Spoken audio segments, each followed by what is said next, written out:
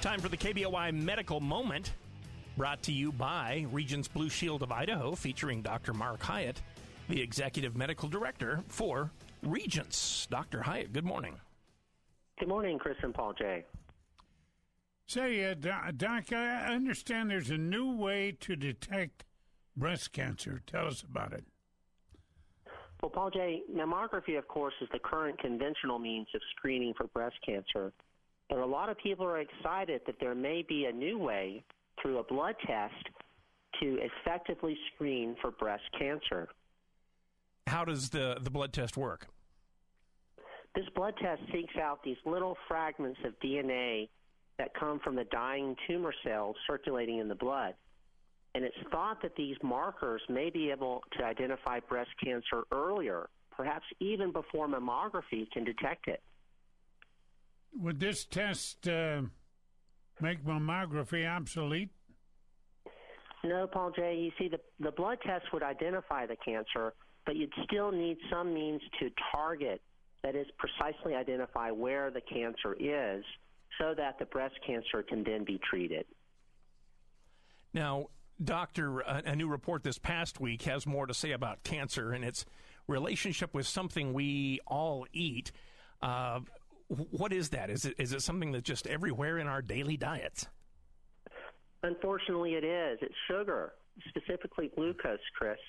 And this report from researchers in Belgium cites sugar as really encouraging the growth of cancer cells. What they think is that cancer cells have a different energy metabolism compared to healthy cells, such that they really consume sugar at a much higher rate. Now, this is not new knowledge, right? They've been doing research on this for nearly 100 years. That's right. Even about 100 years ago, this was first postulated that the metabolism of cancer cells was different, fundamentally different from healthy cells, in that these cancer cells really use glucose at a much higher rate. What specifically did they discover this time? Well, this time the researchers found that high levels of glucose seem to really overstimulate these proteins that are found in mutated human tumors. And so that the glucose really stimulates these proteins and stimulates them to grow faster, to cause the cancer cells to get bigger much quicker. It seems that these tumor cells really use glucose, and breaking down glucose is the fuel that they need to grow bigger. I know the answer to this, but I got to ask it anyway. What should we do about our sugar intake? Well, Paul J., I should first say that this study doesn't prove that sugar causes cancer, but it does suggest that high sugar consumption may be associated with the development of cancer.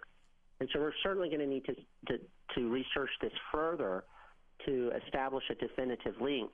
But in the meantime, it certainly wouldn't be a bad idea to consume less sugar. You know, in America, we're consuming much too much. You really shouldn't consume more than 6 teaspoons of sugar per day for women, and no more than 9 teaspoons per day for men. Dr. Hiatt, we appreciate your time this morning. Thanks for joining us on KBOI. Thank you. It's the KBOI Medical Moment, brought to you by Regence Blue Shield of Idaho, featuring Dr. Mark Hiatt, the Executive Medical Director for Regence.